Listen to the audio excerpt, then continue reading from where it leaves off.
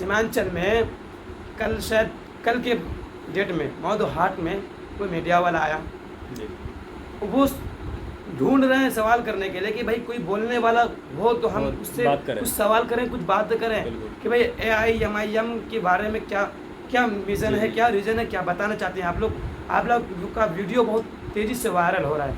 तो वहाँ जब हम गए अभी कुछ देर पहले वहाँ का हालात का जायज़ा लिया तो वहाँ कह रहे हैं कि यहाँ जवाब देने वाला या सवाल का जवाब देने वाला कोई नहीं।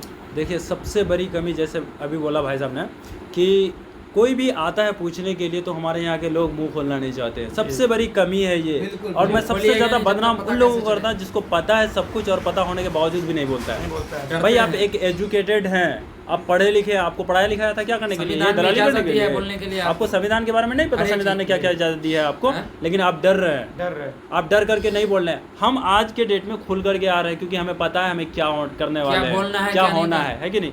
जो हमारी बात जिसको समझ में नहीं आ रहा है कि ताकि वो समझे, है कि नहीं, हर हाल में खुल करके बात करेंगे। भाई इसीलिए बोलता है असद साहब की भाई मुंह खोलो, बोलो, बोलने वाला बनो, कलम रखने के लिए क्यों बोलता है? तो जमात में भेजा जाता है भाई, तुमको अगर पहला कलीमा याद है तो एक भाई दूसरे भाई को पहुंचाओ।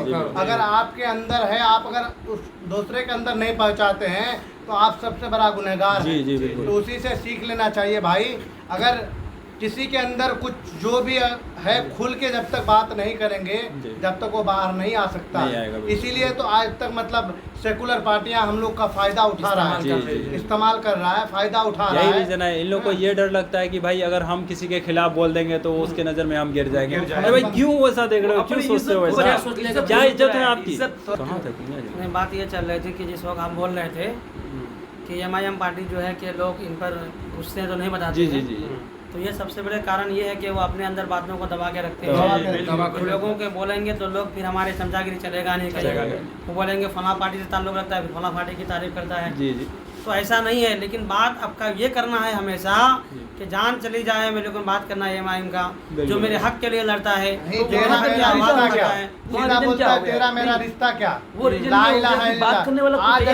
आज अगर तेजस्वी के पीछे हम लोग जाएंगे भाई, उनको तो किसी चीज का लुड़े नहीं है जो हम लोग को मतलब बताएंगे कि ऐसे मिट्टी देना है या वैसे करना है। अगर कहीं भी अपना पूरी उम्मत में कहीं अगर कुछ हो जाएंगे तो ये असद साहब दुआ करेंगे, तो तेजस्वी साहब थोड़ी ना दुआ करेंगे, या फिर राहुल साहब थोड़ी ना दुआ करेंगे, नीतीश साहब थोड़ी ना दुआ करेंगे। इसलिए मेरे भाई को समझना चाहिए कि भाई जो हमारे लिए करता है हम उनके लिए करें, जो कुछ हो जाता है पूरा उम्मत के लिए दुआ करता है असद साहब। जी बिल्कुल सही बात है, ये सोचने की बात है। खुल करके यहाँ पे लोग आना नहीं चाहते हैं, अंदर में बात दबा के रखना चाहते हैं। रीज़न ये है कि लोकल में वो अपने आप को हीरो कहलवाना चाहते हैं, समझ गए। लेकिन ऐसे लोगों की इज्जत नहीं है लोगों की नज़र में। उनको लग रहा है कि हमें इज्जत करती है, हमारी इज्जत करती है, तुम गलत नहीं है। अरे भाई आपका घर में डाका डल रहा है और आप खामोश हैं, आपका इज्जत के साथ खेला जा रहा है, आप खामोश हैं।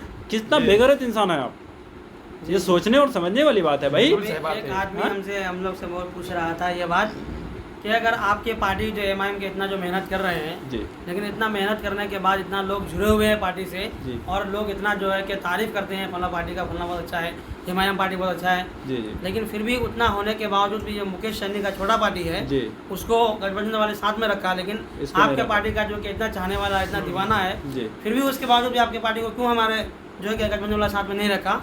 तो मैं समझता हूँ कि नहीं रखा तो अच्छा किया, बहुत अच्छा हुआ। कारण क्या है कि नहीं रखने के कारण सबसे बड़ा मुसलमानों के आँख खुल गया की कोशिश कर रहे हैं शुरू से ही जी। और आज तक जो हालात है अभी, इस वक्त कांग्रेस का था हुकूमत, उस वक्त भी मुसलमानों को परेशान करने का दिमाग चल रहा था जी। उसी और जब उसका हुकूमत खत्म हो गया, मुसलमानों को परेशान करते करते तो मुसलमानों ने कहा कि एक दिन तुम्हारा पार्टी नेस्तो नाबूद हो जाएगा। नहीं, कांग्रेस ने ही सबको सिखाया देश के अंदर और मुसलमान को मारा जाए, काटा जाए, उसका हक उससे छीना जाए। उसके बाद उन लोगों ने परेशान करते करते इन लोगों को दबा करके रखा, मुसलमानों को उस वक्त भी दबा के रखा, लेकिन इन लोगों ने नहीं समझा कि हमको उभरने क्यों नहीं दे रहा है, रीजन नहीं पकड़ पाया।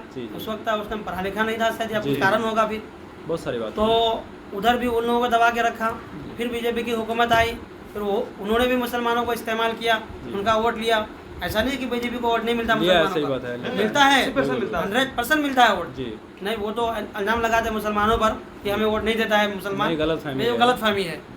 इसीलिए कि और ये तमाम लोग जो है मुसलमानों को इस्तेमाल करते करते अब जिस वक्त हमारे असद साहब आए, उनके वालिद साहब आए, मेहनत किए और पूरे हैदराबाद में। उससे पहले कांग्रेस के गठबंधन में ही असद साहब का बाप जो सुल्तान सलाहुद्दीन नाम है ना, गठबंधन में थे।